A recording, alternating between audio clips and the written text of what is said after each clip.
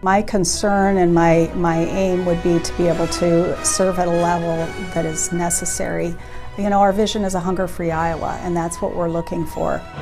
Coming up on KCCI 8 News Close Up, the Food Bank of Iowa has a new leader, but she's not new to the organization. How Tammy Nielsen's experience has helped shape her vision for the future, and why the need is greater than ever before, and how students and their families can find support during the school year. This is Iowa's news leader. This is KCCI 8 News Close Up. Good morning. Thanks for joining us for KCCI 8 News Close Up. I'm Chief Political Reporter Amanda Rooker. Well, it's hard to believe, but the school year is already here. It starts tomorrow for most Iowa students, and it's an exciting time of learning new things, reuniting with friends, and getting involved in new activities. A normal school day usually means every student has access to a healthy breakfast and lunch, but behind the scenes, there are a lot of Iowa students facing hunger at home. According to the Iowa Department of Education, 42% of Iowa students qualify for free or reduced lunches. There can be a lot of uncertainty for many children in knowing where their next meal is coming from in the evening, on weekends, during breaks, and when school is unexpectedly canceled. The Food Bank of Iowa plays a significant role in addressing childhood hunger. It helps families through its school pantry program and its backpack program. Both initiatives provide nutritious food to students and their families, helping to bridge the gap during those times that meals aren't readily available. The Food Bank of Iowa also partners with schools to establish on-site food pantries. This creates a convenient and safe environment for students and their families to access food. Now, the Food Bank of Iowa is committed to making sure no Iowan goes hungry. The organization gathers and distributes more than 2.5 million pounds of food each month to 700 partners across 55 Iowa counties. And that is a huge undertaking. And at the helm of it all is a new CEO and president. I got the chance to sit down with Tammy Nielsen to hear about her vision for the future and the experience she's leaning on to lead this organization forward. Well, thanks so much for sitting down and making time to chat with us. We really appreciate it. Well, thank you for having me. I appreciate that. Well, you have been with the Food Bank of Iowa for nearly a decade. How does it feel to now lead the organization officially as the permanent new CEO? Well, it's a huge privilege and honor. I just couldn't be happier to be able to be in this position. I've loved every role I've had here all the way back to the beginning. And so I expect that the CEO role will be no different. Initially, I had loved my COO role so much that the CEO role wasn't on my radar. But as time went by and doing that as an interim, I thought, my goodness, I could love this too. So here we are. Yeah, and you have really served in every role from regional coordinator to COO. How have all of those different experiences shaped your leadership style? Well, it gives me a great, well-rounded experience in each and every area of the food bank. It's such a different world in food banking that it's great that I've actually had experience doing different parts of it. I really understand things from the partner perspective also. That was my first role here, and really my first love is those partners that are on the ground handing food to folks who need it. And so understanding things from an internal perspective, all the way down to delivery routes and metrics and efficiencies, all of those pieces, and then how it affects the user on the end being our partner, and then the final being the neighbor in need who receives those services. Kind of being able to know all of the different pieces in the process. Yes, it's a big puzzle with a lot of different pieces, and dynamics can change, and being able to kind of ebb and flow through those spaces and having kind of a firsthand knowledge of that will, really continue to be beneficial in this role too. I think sometimes there are some misconceptions about food insecurity, about the type of people that utilize food banks. How does your past roles and being able to meet and know the neighbors in need, how will that influence now being at the top of the food bank in your leadership style? Well, it'll help us advocate for those, who do receive those services. We know it's a lot of folks who are the working poor. They're holding one or two jobs. They're just not making a wage that they can make ends meet. And we know it's a lot of seniors and a lot of, veterans, folks with some issues, medical issues that make it so that they're unable to work. And so we know that there are a lot of stereotypes around folks who receive different services. And in our case, it's just not what we see. And so getting that word out there and doing some myth busting that folks are working, and they're working really, really hard. There are some barriers. Folks just aren't making enough. One flat tire can take a budget completely out of commission, where they just have to have some help. And being able to provide that to them is, it's a great thing that we can do for our neighbors, and we will continue to do that. The Food Bank of Iowa has really grown and changed a lot over the past 10 years. As you step into this role, what's your vision for moving the Food Bank of Iowa forward? What's the top thing that you are looking to accomplish right now? Well, we're in a great place. There's been a lot of change and a lot of transition over that period of time that have built us into what we are today. We're in a great place to continue to help folks at the level that they need. There's nothing really to fix right now, because we do have such a wonderful foundation that we've built up over these past years. But the landscape is changing. That's my big concern, is that changing landscape right now, as we have economic concerns and all the issues that are happening in our world right now that really do affect folks living in poverty. So my concern and my aim would be to be able to serve at a level that is necessary. Our vision is a hunger-free Iowa, and that's what we're looking for. Every single employee here would love nothing better than for us to put ourselves out of business. We work toward that every day, but it's becoming increasingly more difficult. The need is rising at a time when resources are declining. We see it ourselves when we go to the grocery store, just the cost of food and other necessities to live. Those are skyrocketing at a time where wages aren't keeping up. When we come back, how the Food Bank of Iowa has adjusted to the needs of hungry Iowans since the pandemic, and what the continued inflation of grocery prices means for the organization.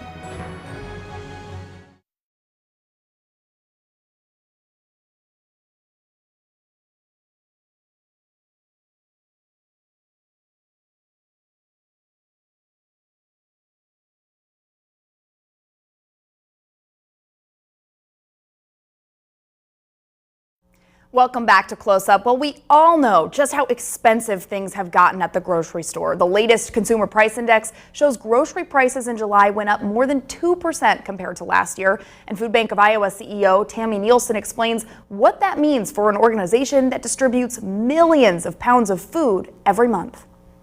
Food insecurity remains a major issue in the country and in our state. Mm-hmm. What's the most urgent need that you see communities facing in the 55 different counties that the Food Bank of Iowa serves? Well, just more food, the most urgent need, and it's that way from every county that we serve, and I would venture to say every county across the United States. Through our Feeding America, membership, we're learning more about everything that's happening all the way across the country. We're all facing a lot of uncertainty, and a lot more people are accessing resources, and they just need more, and they need it consistently. It used to be more of a supplemental need for folks to visit a pantry, maybe here and there when things were tight. Now it's monthly, and maybe they're seeing 2 or 3 pantries to try to get what they need. And so I think that the need that I see across all 55 counties is just the need for more food. I know that there had been significant challenges during the pandemic. In our conversations with the Food Bank of Iowa in 2022 and beyond, the inflation really drove up the need for food. Have you seen just a continual increase in that need, or has there been any plateauing? There is a continual increase, really, from that April 2022 when those federal poverty prevention programs were reverted back to pre-COVID allocations, it really made a huge change. It was overnight our pantry started seeing more and more folks accessing services. And that has continued to change, where those needs go up every month. And there's just no ceiling in sight. We don't, as we try to look down the road and we're, looking at our strategic planning and looking at what we can foresee, it becomes more difficult as time goes by. Right now, we're spending per month on what we spent on food the entire year of 2019. Per month, we are spending more on food than we did the entire year of 2019. It's very difficult in this climate, as federal cuts are happening too, and so we're getting less USDA food. So at a time when we need more, we're getting less. There's been some state changes too, as well, to food assistance programs. The governor just signed a new law that changes what people can buy with their SNAP benefits.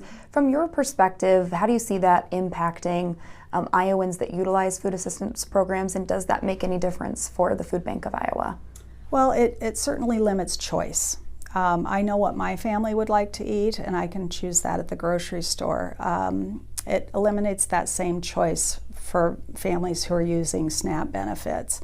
There's kind of a myth that people, buy more junk food or just aren't eating as healthily as they possibly could when they use SNAP benefits. And some of that is built on the need to get as much food as you possibly can for the dollars that you have on your SNAP benefit card. And oftentimes they are the high calorie, high carb, dense foods that don't have as much nutrition, but those higher nutritionally valuable foods are more expensive. And so they're trying to stretch what they've got, as far as they can go, so that they can have all meals for themselves and their children and their family. And so sometimes in order to do that, they have to choose things that aren't as healthy. So it could mean less meals available to folks using SNAP benefits. It could mean that they're accessing some of our pantries because of that, and maybe some of them do already, or maybe it's the first time they'll access that. We know from pantry visits and talking with neighbors in need, they really do want to feed their family with the highest nutritionally valuable food that they can. They want the fruits and vegetables and the protein, the fresh dairy, but those items are cost prohibitive. And so sometimes that's a decision that they have to make, another tough decision that somebody living in poverty has to make. So the cuts in SNAP and the changes in SNAP will absolutely affect the number of folks that we see, visiting our pantry partners. Next, a huge mission takes an even bigger vision. What Tammy Nielsen says drives her to lead the Food Bank of Iowa and inspires her staff and volunteers.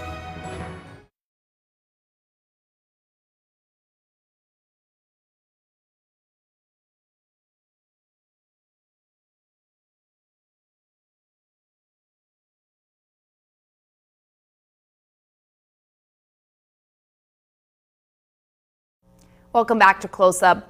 At the end of 2024, Michelle Book stepped down as the president and CEO of the Food Bank of Iowa after leading the organization for 9 years. After Book's retirement, Tammy Nielsen served as interim CEO, and in June, she was appointed by the board of directors to officially step into the role. I sat down with Nielsen as she shared her vision for the future and how she's inspired every day by the people she works with.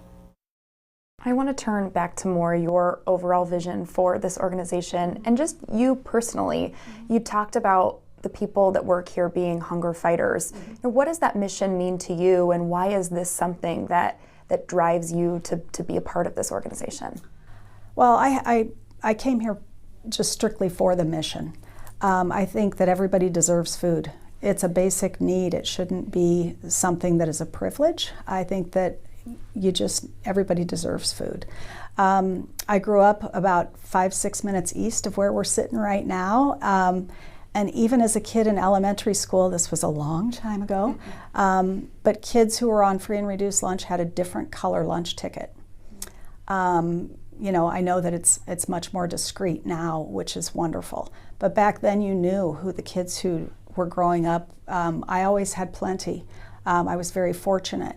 But you knew the children who didn't have enough food to eat. Even as a kid, I recognized that. I can still think of a boy in 5th grade who came to school starving every Monday morning. You know, and the teacher pulls something out of his desk drawer and, you know, that kind of thing. And so I recognized that as a young age and just felt driven to be able to make a difference. And you see that throughout this entire team. Everybody is really driven to help others and feels privileged to be able to do so. I was talking to a couple of employees yesterday at separate times, actually 3 separate employees who said, I feel so blessed to work here. And you just hear that all the time because people feel so good about being able to help somebody. And so that's why we're a very tight and very efficient staff, but the busiest person in the building will ask you, how can I help you? And that goes around, you know, across the board in every department, if you want to say. So we are a team. We are focused on fighting hunger and making sure that, you know, kids and seniors and veterans and families all get enough to eat. And we do have a very nutritionally, very high nutritionally balanced inventory for our partners. And we know that good food means good health. And so we would like everybody to be able to have access to good food and good health. How do you keep the morale of the staff in the place of positivity that it is right now, while also making sure that the organization runs efficiently and continues to do the good work that it's been doing for the past 10 years? Well, and at its core, it is kind of, it's a depressing issue. I mean, it just really is. And I think that's kind of your question too, is we're all working toward this, and it might seem like it's a never-ending battle. You know, during COVID, we all stayed here. We didn't work from home, even those of us with the capacity to do so. We stayed here and we quarantined together. And I thought, I mean, throughout the process, how fortunate I was that outside of my family, the only people I saw for months were my coworkers. But they're such wonderful people that it was wonderful to be able to spend that time with them. I know a lot of people don't feel like that about their coworkers. So we have a wonderful morale here because we're all working toward the same thing, and we all believe in that so much. We're all real tired, you know. We go home and we know we did a good day's work. But knowing that every single person here will give 110% at any given moment of the day is something that a lot of us, especially, you know, those of us with experience too, know that that's not how it is everywhere. So it's the sum total of this team that makes the magic happen. You know, we do things that we think, oh, there's no way we can do this when it's set in front of us, and then we just get to it, and before you know it, it's done. So I think it's the combined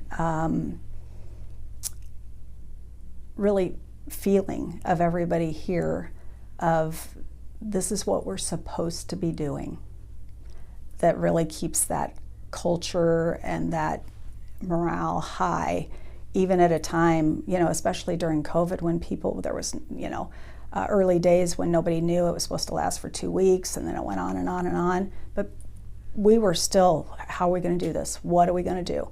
And we did it as we went. We made mistakes. We fixed them. We pivoted. Everybody worked together to make what seemed like an impossible time better. And now we all talk openly about how the time we're in right now is looking ahead looks to be even harder. Wow. And so knowing that we specialize in hard things It's kind of it's something we say, you know, we're real good at hard things. We wish we didn't have to be, but we are. There is a little bit of a pause on, but how are we going to do this? You know, and I lead by example. I'm not afraid to do any of the work here. In fact, I've done most of it, and I'll jump in right beside anybody doing anything. But looking ahead, how are we going to do it, and how's everything going to be okay? Well, we're just going to work, and we're going to do our best, and good things happen when we do that, and I expect no different this time. But it is daunting right now. Turbulent time, for sure. Well, lastly, for anyone watching who may be wondering, you know, what can I do to help? This sounds like a great mission. I'd like to be a part of this. You know, what would your message to them be? Well, I'd love to have anybody who wants to come in for a tour. They can get a hold of me. I'd be happy to take them on a tour myself. Anybody here would. Come in and learn about what we do. Folks are often surprised by the scope of what we do and even the size of our building. They can go to foodbankiowa.org and they can sign up to volunteer. We have amazing volunteers back here in our building in the Volunteer Center who come in week after week. And we have people who come in, maybe they can only come in once or twice a year. That's fantastic too. You can, you know, if you're working for a corporation, you can suggest that maybe as a team you all come here and volunteer, learn about what we do. Folks come in and they learn about our mission, and then they go out and talk about it, and it becomes a great conversation in our community. So that community involvement is a key piece. You can also go on our website and find food if you're somebody who needs food right now. You can find all of our partners who's near you where you can go get food. And on that same website, of course, you can donate to Food Bank of Iowa. So there are a number of ways that you can learn more or do more or become involved, and we welcome you here at the Food Bank of Iowa. Well, thank you so much for making time for this conversation. I really appreciate it. Yeah, well, thank you. I appreciate it.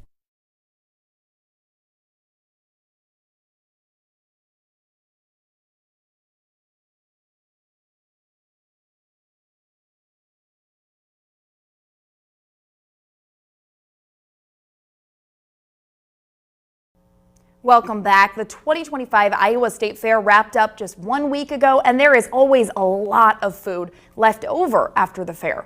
Several vendors made sure that food went to people who need it most. 10 businesses donated their leftover food to the Food Bank of Iowa. Now, altogether, those vendors donated nearly 6,000 pounds of food, and that's on top of the generous donations from lots of fairgoers who also donated food in exchange for reduced admission on the final Sunday of the fair. The Food Bank of Iowa has worked with the state fair vendors to utilize unsold food since 2018. The goal, reducing food waste. In total, the USDA estimates up to 40% of food here in the U.S. is wasted each year.